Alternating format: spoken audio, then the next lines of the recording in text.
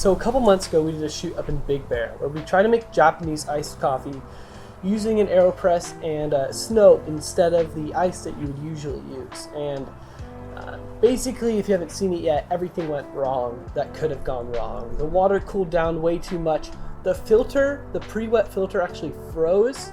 But in the end, we ended up with what we called the Aeroslush. It was basically a coffee slushy, and it ended up being really good. Despite all those things, we increased the brew time and it extracted well, and it ended up being really tasty. So we promised we'd give you a recipe, and finally, now, quarantine, we can't do much, but we can give you this recipe. Super simple. We're gonna start by making basically a coffee concentrate using the Aeropress. So to do that, we're gonna do a super simple recipe. It's gonna be the inverted method. We're gonna place it upside down. This is 31 grams of coffee. It's a nice Kenyan. I figured a nice fruitiness and acidity is going to go well with what we're trying to do here. So I'm going to go ahead and add that to our Aeropress using the funnel. So I have my water here. It's about 200 degrees Fahrenheit. I'm going to go ahead and tear the scale out and start the timer and add 50 grams of hot water. Now it's really not important how fast you pour here. The important thing is you get there. Now we're going to stir it for a couple seconds.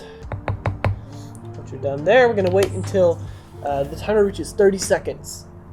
And at 30 seconds, you're going to pour water until you reach 250 grams. It's going to take us right up to the top. Hopefully we don't overflow. And boom, there we go. I'm going to give it one last stir, being very careful. While you're doing that, let's grab a filter. You guys can check out this filter case from The Life of Basal on Instagram. So once you have your filter, you're going to quickly place it on top of the top part. Add some water to wet your filter. And at a minute 30, you're going to place this on, flip it on top of your carafe, and begin the plunge. Finish your plunge at 2 minutes. It's going to be difficult because you're using a lot more coffee than you would usually use. There we go. Now we have a lovely coffee concentrate. So now what you're going to want to do is let this cool down a little bit. We put it in real hot, it's going to end up melting most of the ice, and you're not going to really end up with much of a slush. So let this cool down. I'm going to clean up this area, and then we'll get right back to it. So I've cleaned up my area and I've gotten rid of everything related to actually brewing coffee. So now we're going to focus on the slush portion of the drink.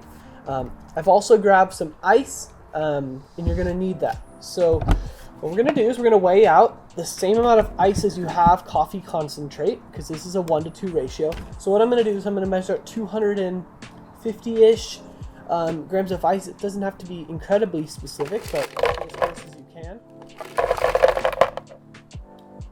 And we're there. Perfect. So that's our ice. I'm going to put this down. This coffee is still warm. It's not cold, but we're going to add it to the blender.